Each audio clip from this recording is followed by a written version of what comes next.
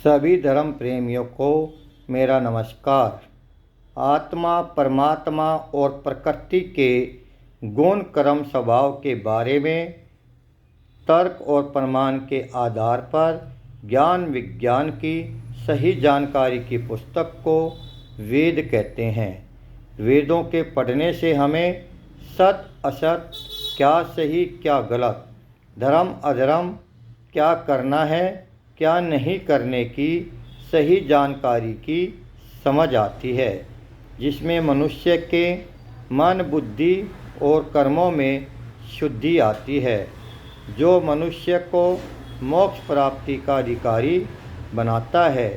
वेद हमें बताते हैं ईश्वर ने हमें जिंदगी के साथ साथ मनुष्य योनि में जीव आत्मा के अंदर अच्छे व बुरे अर्थात पाप और पुण्य कर्मों में अंतर का ज्ञान लगातार और निरंतर देता रहता है।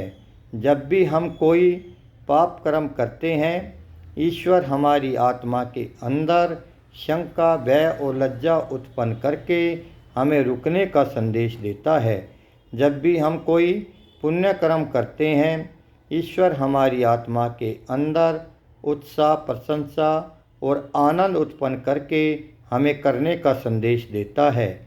ये सब हमारे मन, बुद्धि और इंद्रियों पर निर्भर करता है कि हमें पाप कर्म करने हैं या पुण्य कर्म करने हैं। आत्मा कर्म करने में स्वतंत्र है और फल भोगने में परतंत्र है।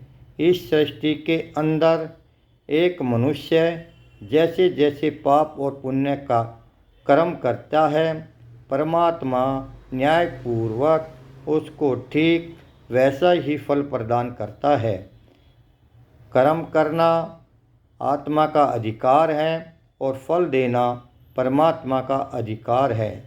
वेद हमें बताते हैं शरीर जल से पवित्र होता है, मन सत्य से पवित्र होता है, बुद्धि ज्ञान से पवित्र होती है, आत्मा निस्वार्थ पुण्य कर्मों से पवित्र होता है।